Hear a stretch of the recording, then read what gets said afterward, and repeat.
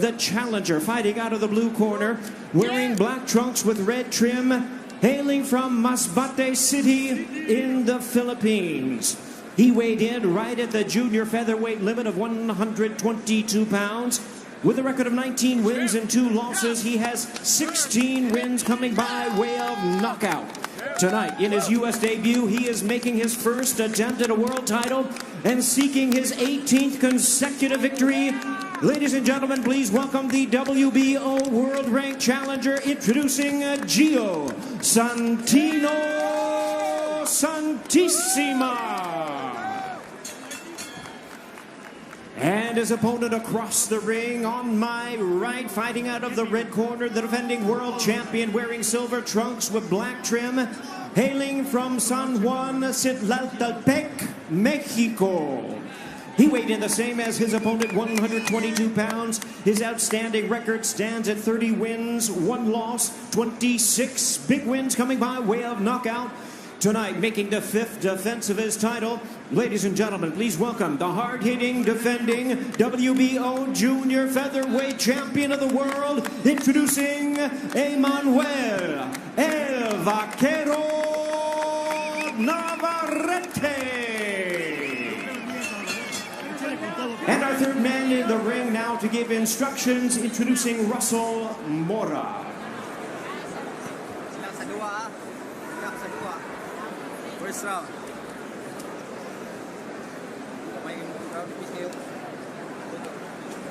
Gentlemen, we went over the rules in the dressing room. I want to remind you both to protect yourself and obey my commands. God bless you both. Touch up now. Emanuel Navarrette won the world title on December 8th of 2018. He did so with a unanimous decision win against Isaac Dogpay, and he did it on a big stage. He was the co-feature for Vasily Lomachenko, Jose Petraza, and he put forth pressure on Dogpay, and he really roughed him up late. He doesn't mind making a fight, a real hardened fight. He gets after it. This is a guy who had a rare 4-week turnaround for a world championship. He fought for a world title, fought defending a world title on August 17th, and then turned right around and fought also on a Tyson Fury undercard on September 14th. What is this, the 1950s over here with Navarrete? I love this guy, Lennox, with his attitude of wanting to be in there and simply fight. And he's a knockout puncher as well. He throws some great punches. I was watching his last couple fights. He moves well, good ring generalship, and a good fighter. Yeah, Navarrete likes to get you with volume. He'll put pressure on you with his feet, get in range, and let those shots go. And to Joe's point, yes, he's a throwback. Fighters don't fight like that anymore. They go to the gym for 8 to 10 and 12 weeks to get in shape. Navarrete fights to stay in shape, and there's a difference. Fighting to stay in shape. It's funny, there are world champions in this modern era of the sport. You see them fight once a year, often twice a year. Now, obviously, the money becomes huge at a world championship level where you can get away with that. Then there's the wear and tear, but this is a guy who just wants to ply his craft. And there's a place for that, Joe. You get to a certain point where the training camps are harder, they're longer, the fights are tougher. You don't need to be fighting 3 and 4 times a year, unless you've not taken punishment in those fights. But in most cases, when you're fighting at the highest level, 2, maybe 3 times a year is probably the right antidote. Of course, the two of you came to that point in your career where you made a certain decision, both retiring as world champions off of wins.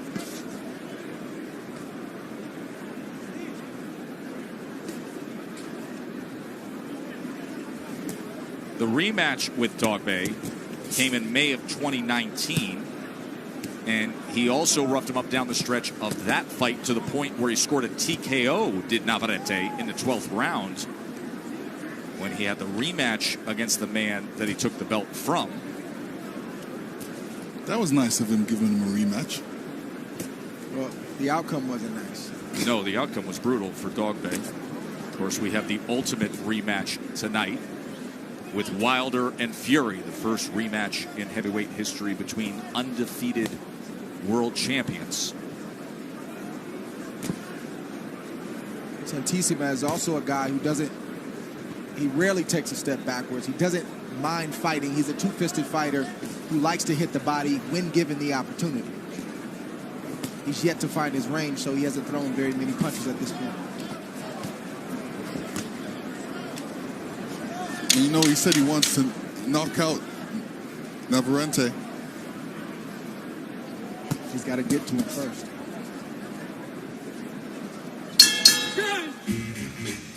End of one, the title defense for Emanuel Navarrette. Of course, Deontay Wilder is looking for the 11th defense of his title.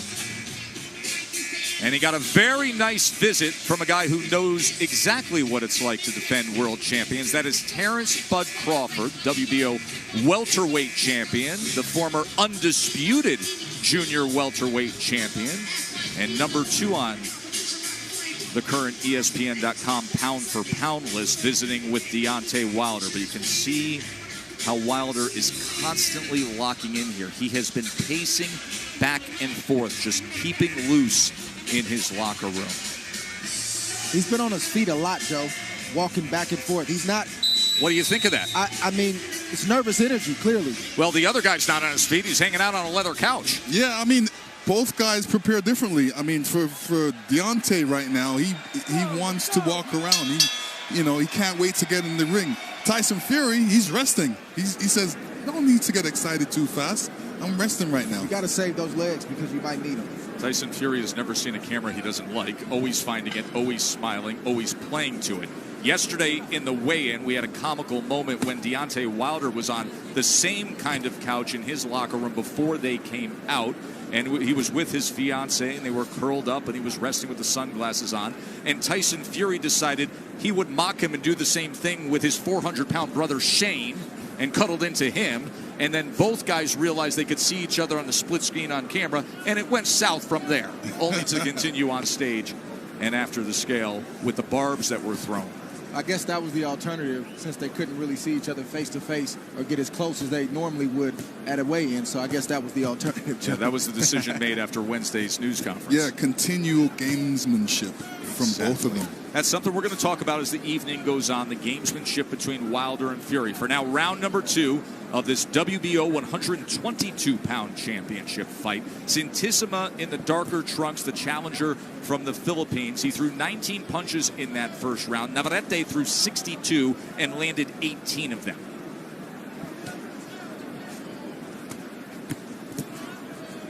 .29% connect percentage for Navarrete.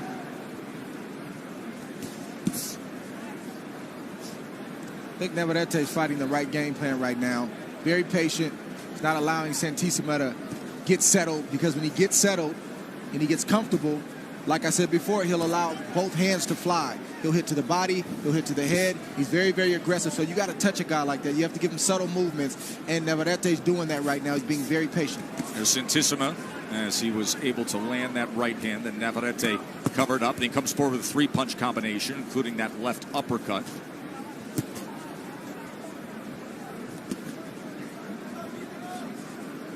Classic move from Navarrete right there is to lean to the left, show the left uppercut, but really throw a right hand.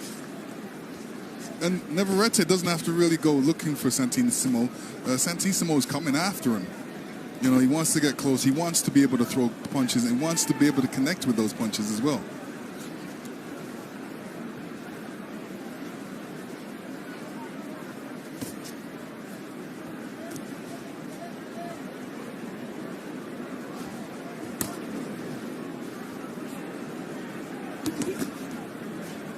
Start to see in the background there the crowd filling in here at the Grand Garden Arena. Show you all the celebrities as they make their entrance a little later on, prior to the heavyweight championship fight. Navarrete with the jab here. Closing moments of round 2. And of course, we will constantly monitor everything that is going on. In former world champion as a middleweight, he is a longtime Kronk fighter, and it was Andy Lee, who was first in Detroit training nearly a decade ago, who invited Tyson to come over. That's when Manny Stewart was still in his prime, prior to his illness. They spent time together with Sugar Hill Stewart, who now trains Tyson Fury. And when Tyson Fury was searching around saying, I'd like to possibly go in a new direction, it was his cousin Andy Lee, who was watching the ramps there, who said, the perfect fit would be to reunite with Kronk, and that is what he did. So Sugar Hill Stewart and Andy Lee will be in the corner of Tyson tonight. Mark Breland, also a former Kronk fighter. Yeah, Mark Breland, by the way, a great fighter back in the day, both as an amateur and as a pro, and he has been a critical part of the success of Deontay Wilder, along with his longtime trainer from there in Tuscaloosa, Alabama, J.D.'s. That has been an unbreakable bond for years for Wilder. A body punch comes in from the champion Navarrete. Round number 3 here. Santissima felt that left hook to the body right there. He took a walk around the park to get a break, and Navarrete noticed it. Navarrete finding some confidence coming forward here in round number 3.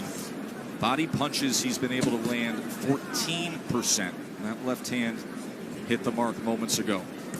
I like Navarrete right now. You know what he's doing. He's keeping the distance. He's being first. That means he's throwing the first punches. He's not waiting, and he's not in one standing position. He's moving around. He's being a little bit elusive. He's not being a standard target, and he's looking for his openings. We talked about Imam earlier in the night, not giving different looks, doing the same thing over and over. And like you mentioned, Champ, Navarrete's given so many different looks, and it's hard to get settled. It's hard to know what he's going to do. He shows you one thing, and he does another. You think he's throwing the left, he throws the right. The next thing you know, you're in a shootout with him, and then he's back on the outside using his reach. I love what he's doing. I don't think he gets enough credit for his nuance, for his skill, and for his boxing IQ. Yeah, and he's throwing these punches at distance. He's not going in real close to throw these uppercuts. He's throwing these uppercuts from far. And that's really a no-no in the boxing game when you're being taught, but it works for him, and he's perfected it. Yes, it is. Usually guys come back with a good right hand after a guy throws an uppercut, but it's not easy to hit Navarrete with a right hand.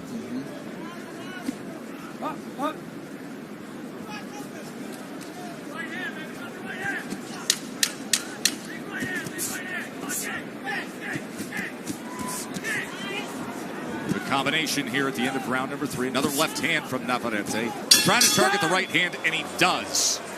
Special night here in Vegas, as we have been spending the week at the MGM Grand. And there it is, where all the action is taking place, just behind that legendary casino hotel, Wilder Fury 2. By the way, they can now confirm that what is happening here tonight is breaking the record for a live gate of heavyweight boxing in the state of Nevada. They do not have the final tally yet, but they do know that they have now passed the mark of Lennox Lewis, of Vander. They have sold north of $17 million worth of tickets here at the MGM Grand Garden Arena. And there is the Hall of Fame promoter Bob Arum and Top Rank Boxing. Top Rank President Todd DeBuff making that announcement to ESPN not long ago. And give credit to both Top Rank and the PBC, as well as Fox and ESPN, of having great common sense leadership to saying, make this fight. And look at what the embrace response has been by the buying public. That is the live gate number tonight. It will be number 1 in the history of heavyweight boxing live gate in the state of Nevada. Of course, we will get those final numbers in the coming days, but it is going to be north of 17 million just inside the arena alone. That's great news. Although they broke You happy about that? Although they broke my record, You happy about that? I'm happy. I'm happy. Lennox it Lewis, shows great promotion and social media. Lennox, you are connected with history every which way, because your fight against Evander Holyfield that had the record for live gate, that was only the second heavyweight championship rematch in history after a draw. Now comes number 3 in the history of the division tonight. Let me tell you, records are there to be broken. So there you go. Well, you had some of the greatest, and we're happy to have you here ringside on our broadcast team. Former undisputed heavyweight champion, who will see the crowning of the guy who will be considered the heavyweight champion tonight, who will remain undefeated between Wilder and Fury.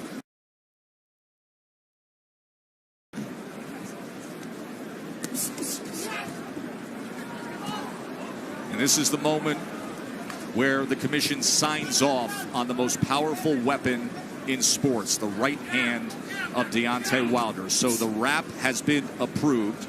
Wilder is now ready to be gloved up.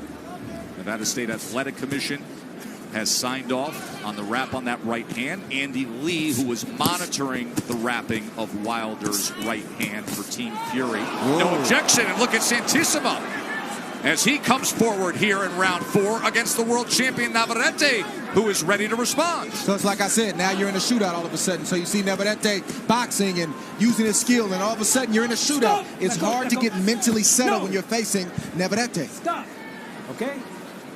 It's kind of like a half punch, half push, as he was coming forward that time, and it gets Navarrete's attention at least. What you see is one guy in Santissima who does one thing well. If he's in place and he has you right there, he throws good shots with both hands. And then you see Navarrete, who does multiple things good. I'm going to take the guy who has more tricks up his sleeve and more tools in the toolbox. Santissima willing to dip and go to the body, but what does he do? He eats more return fire from Navarrete. And Navarrete is showing these nuances in his skill because he stays busy, Joe. He's an active fighter, so you have no choice but to get better when you're active. Threw over 85 punches in this round alone, did the champion Navarrete. Our first world championship fight tonight. Joe Tessitore, Andre Ward, Lennox Lewis with you ringside. We will take it all the way through the evening to Wilder and Fury. Max Kellerman and Brian Kenny up top with Sean Porter and Tim Bradley. The former welterweight champions, Bernardo Asuno, our ringside reporter, and thrilled to have Kate Abdo and Mark Kriegel providing commentary. And our unofficial scorer ringside is Larry Hazard Sr., who has this 39-37 in favor of the champion Navarrete.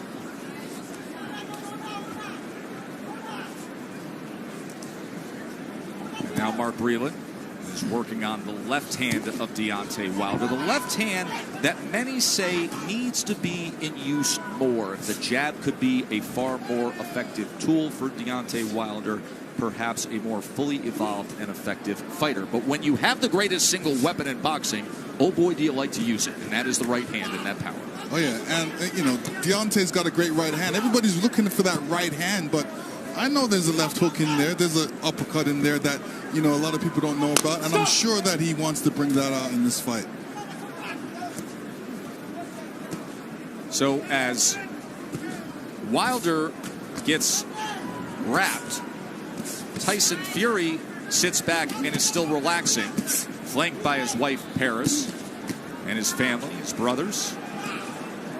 Hands free, let him go. Watching along, see if Emanuel Navarrete can come up with another title defense here. Santissima did have his moments in the last round, but it's been the constant work rate of Navarrete that has been controlling the action as he lunges ahead with a series of right hands. Turns southpaw for a moment. That is not a knockdown there. But look at the work rate tallied by CompuBox. Navarrete has thrown 375 punches, and now he's landed 120. Opened up that time, and filling the spot was a left hook from the Filipino Santissima, and it doesn't even stop Navarrete at all. He just keeps punching. Wide-ranging right hand, and now Navarrete is on the attack here in round number 5. He is backing up Santissima. Navarrete clubbing, touching him time and again. Left uppercut, right uppercut, body shot comes in. Look for that left hook to the body. Santissima has taken the headshots pretty well, but the shot he hasn't taken well is the left hook to the liver from Navarrete. This is great work rate here of the volume punching attack and the aggression of Emanuel Navarrete. He is a fan-friendly fighter, and now wrapping up is Santissima. Santissima is a little bit tired. He needs to really, you know, weather the storm and then come back with a combination of his own. This has been a dominating 5th round from Emanuel Navarrete.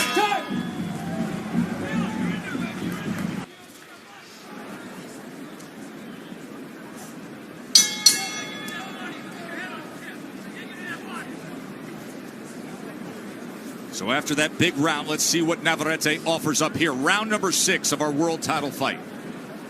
Navarrete, he's sensing it a little bit more. He feels that he's got everything in hand, and he wants to take him out in this round. Navarrette's probably going to take half of this round off, and then you're going to see him crank it back up.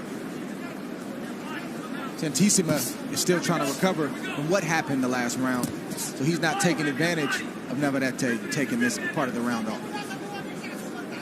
It's a silent agreement taking place right now. If you're going to rest, I'm going to rest.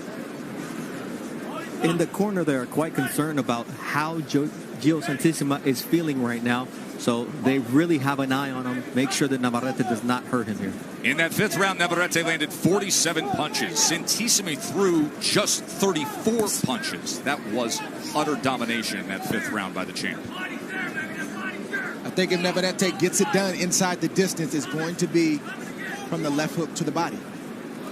I think it's going to be by a whole bunch of combinations at once. You know, he's shown that he can throw a lot of different varieties of punches, and this is what he's done, and they're getting through.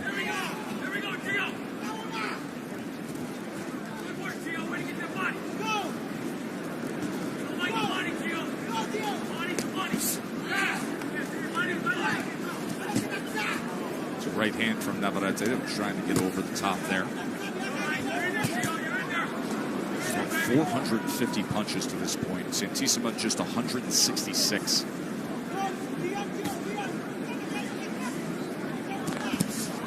Comes to the inside. Santidma tried to time something, and now Santidma goes to the body, and there's a left hook upstairs from Navarrete.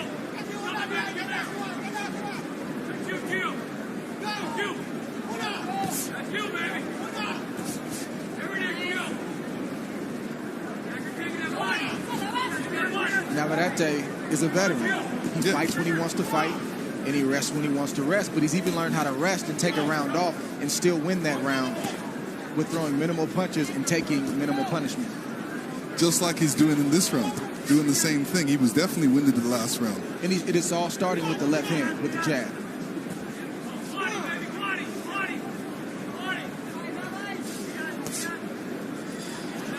Navarrete would be a good case study for Fandor. Tall guy, clearly not as tall, but a guy who knows how to use his range, but also knows when to go inside when he has the advantage. Deontay Wilder being stretched out now in his locker room. Meanwhile, Fury's walking around with a crown on his head. I think they're going through which crown do you prefer? He's in street clothes. Is he going to get it's incredible. One guy is already have his hands wrapped. He's to the in-arena of music here. He's having fun before the fight. Ever? It's all he knows. You better lock in and get focused. Let me tell you, lock in and get focused. Some guys like to get ready early and get stretched out. Some guys like to get ready late. I was one of the persons that like to get ready late. You know, is there advantage one way or the other, or is it just a preference? Well, it's a preference for me. I didn't like waiting around and sitting around and not doing anything. If I was doing that, I'll be sleeping. So if I was there early, then I would have time to stretch out. You know, Muhammad Ali took like 2 hours to get ready, and he did a lot of shadow boxing. He did a lot of stretching. I always had a concern about being rushed. I knew I had a walk time. I knew the stage manager was going to come back and say, we're walking in 5 minutes. I never wanted to be ill-prepared. I wanted to have my cup on, my wraps on, be fully warm, so I always made sure I was ready ahead of time and with time to spare. Well, as somebody who travels the world with you week in and week out covering boxing, I'm well aware of how you like to be prepared well in advance, Andre Ward. It's great to have this conversation driven between the guy who was the heavyweight champion of the world and the guy who retired undefeated as the #1 pound-for-pound fighter in the world, Lennox Lewis and Andre Ward. What a dream team we have ringside here tonight with the two of you. Round 7 here, WBO 122-pound championship with Emanuel Navarrete, who has been among the most active world champions in boxing. 5 title fights in just 14 months. And we mentioned it earlier, at one point last year, he had the rarest of rares, a 4-week turnaround to defend a title. He fought in mid-August, he fought in mid-September. Navarrete showed us a different look there. He turned southpaw for a moment. Didn't connect with any punches, but it was a good look. Overall, he's out-connected Santidma 164-42, including 124 power punches. The best work coming in round number 5 when he had 47 connects. There's a 1-2 from the champ. Well, this slot on this card, Joe, was not even Navarrette's initially. It was Gilberto Ramirez. And he didn't want it for whatever reason. So Navarrette said, okay, I'll take it. So that's why he's here tonight. Well, when his phone rings, he always says yes. Now, what's interesting about the future of Navarrette, assuming he defends the title here tonight and gets through this, he has been struggling to make 122 pounds. He struggled this week. When we met with him the other day, he walks into the room. Lennox, I saw your eyes go up. He was chewing on ice cubes. That's all he was eating for about a day and a half, just chewing on ice cubes. This most likely is his final fight at 122 pounds. Yeah, I believe that. I mean, you got to fight the weight that you're comfortable at. And if he's not comfortable there, if it's hard for him to make weight, go up. I feel like we've said that the last 3 or 4 fights, Joe, and then he comes out here and puts on a great performance, and then he stretches it one more. That's the difference is now is his team, his management is saying that. And then you look at the featherweight division and you consider some of the big names there and a guy who has the frame and can go up 4 pounds, but very attractive fights to be made at 126 pounds for Navarrete. There's no easy work at 126 for Navarrete, but great matchups, like you said. Carl Frampton there. Josh Warrington, of course, Shakur Stevenson, who Andre Ward, you co-manage. Gary Russell, outstanding fighters as you go to 126 and 130 pounds. Also a sharp dresser. Is he ever? Coming to the end of round number 7, and that affords us the opportunity to go up to Brian Kenny and the guys. Kellerman shut out for the entire between rounds. Joe! and I find that greatly disappointing, so I'd love to hear what Max has to say. Max, what say you?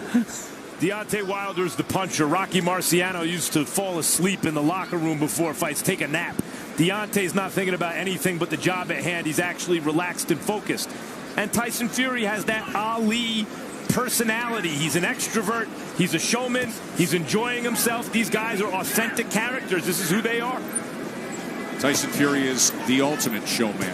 And Deontay Wilder is a fascinating personality. You'll hear that roar of Bomb Squad a little later on. And then, of course, you will see if he can deliver the ultimate bomb, and that is the eraser, the right hand. He has 41 knockouts, the most of any current champion. Pacquiao with 39. Canelo has 36. Here we are in round number 8. Larry Hazard Sr. has it 59-55 in favor of Emanuel Navarrete, looking for another title defense. He has been dominating the action so far, with the exception of round number 4, when we saw Santidmal land that left hook to the neck and the side of the head of Navarrete. Not to take away from this fight, Joe, but the more that this arena starts to fill up, you start to feel the suspense and the anticipation of the main event. It's tangible. You feel it in the air that we have a big mega fight on our hands tonight. Well, let's add that up the right way there as we include round 7 there. I just took a glance at 69-64 with Larry Hazard Sr.'s score there. You're absolutely right, Dre. You can sense it, and you can sense it building all week long. And we will still have the heavyweight title eliminator, and then there's going to be a very special ceremony tonight prior to the main event to celebrate the great legacy of all-time legendary heavyweight champions who are joining us here live ringside. Of course, we have one as our broadcast partner, Lennox Lewis and Andre Ward ringside with us here. I think Navarrete needs to get back to hitting the body of Santidmal. That's when he's had his best success, or at least visibly. He's hurt Santidmal with headshots, but the left hooks to the body are that's what's jumped out at me the most, and I think he needs to get back there to try to get this stoppage win tonight. Well, he also has to watch out for Santidmal. Yeah. Left hook, especially when he comes in close, because that's the first punch he's throwing.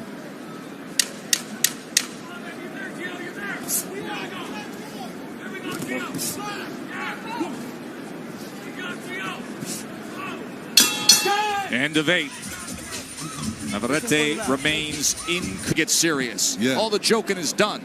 That's that switch I told you about earlier. The great ones know how to turn it on and turn it off. Well, I used to not allow a camera in my dressing room. I didn't want people to know what I was up to. Here's what I find fascinating, speaking of not allowing cameras. Tyson Fury is very media friendly. He loves giving interviews. He loves giving access, with the exception of during this camp, he did not allow access for his sparring. Nobody has any film footage or video footage or any reports on what was happening in sparring with Tyson Fury. Yeah, I understand it. I respect it. And I don't think sparring should be showed for the whole world. I think that's a private moment where there's days where you may have a bad day. You may get exposed a little bit by a sparring partner. There may be a day, most days should be in your favor, but that's not really for the public's eye. You want to keep people guessing. There's been rumors coming out of, I don't want to say out of Camp Fury, but just swirling about the cut and maybe not training properly because of the cut and having to, let sparring partners only hit the body. He's keeping Deontay Wilder guessing. What you don't know, you have to wonder about. So I think it's a great strategy, and I think it's a good thing for Team Fury. Yeah, I mean, you got to be able to turn it on and turn it off. And then if you're in there sparring, obviously you're working on certain stuff that you don't want to make the other team aware of. So I understand that completely. Nothing wrong with what Tyson Fury did for this training camp. I said Navarrete was taking a round off maybe 2 or 3 rounds ago, but I think he's taken off the last 2 or 3 rounds. I think he needs to get back to what was working, the jab, the combinations to the head with the hard shots to the body. Because Santissima has basically conceded to do whatever it is that Navarrete wants to do. Navarrete, and you haven't noticed, but has turned to southpaw a couple times and threw a right jab and been successful with it. And he switches from right-handed to left-handed seamlessly. He does. On the attack, if it's there, he'll take it. He has no problem with making that transition orthodox to southpaw in motion based on how the punches are coming. It's not by the book, but it works for him.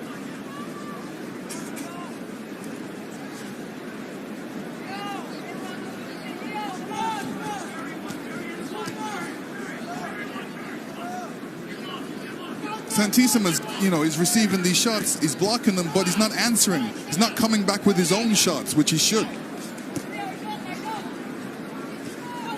He's waiting for that perfect time to throw that perfect punch. Sometimes it's not there.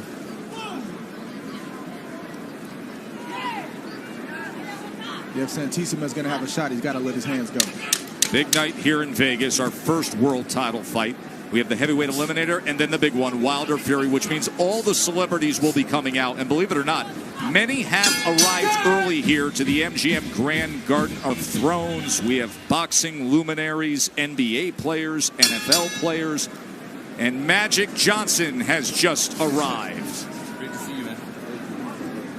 There is something about these two undefeated heavyweights, something about this mega promotion that really brings us back to the last, most recent golden era of the big Vegas heavyweight fights of Lennox and Iron Mike and Holyfield and Bo.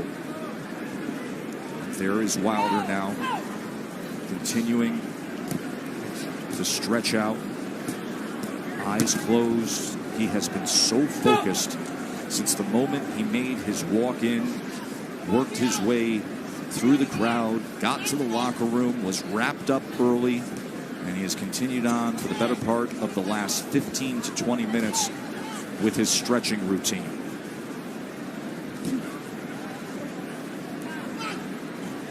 And Joe, speaking of hand wraps, if you see Navarrete shaking that right hand, it's not particularly injured, but his cornerman Pedro Navarrete told me the hand wrap was loose, and that's why he's not able to flick it the way he usually does. And that's the last thing that a fighter wants to feel, is that the wrap isn't the way he prefers it.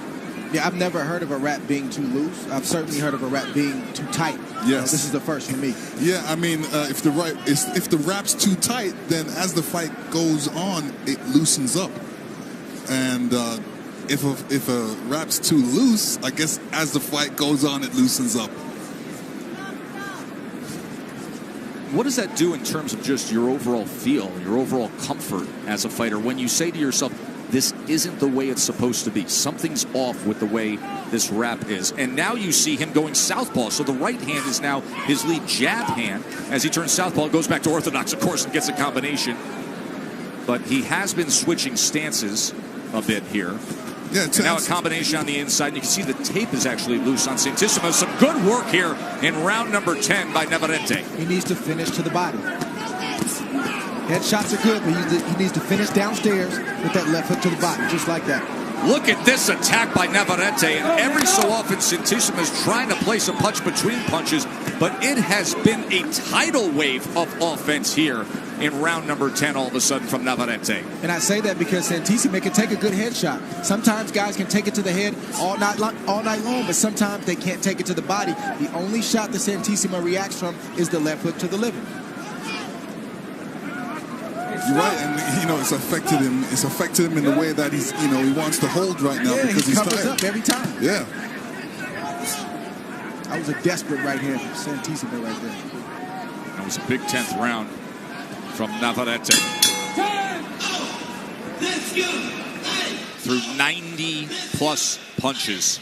He doesn't really want anybody to know. And the report that was given to Bernardo Osuna is that it's an issue with the wrap, but perhaps they're not giving it fully here, and perhaps there is an injury, but clearly affected. Yeah, I mean, to your point last round, how does it feel? It's a nuisance. It's annoying. You want everything to be right when you're in a boxing ring, so to feel a wrap loose, and again, I've never heard of this. I normally hear about a wrap being too tight, but either way, it's something that's not right. It's annoying, but if there's no pain there, Navarrete has to buckle down and close the show and not worry about the right hand.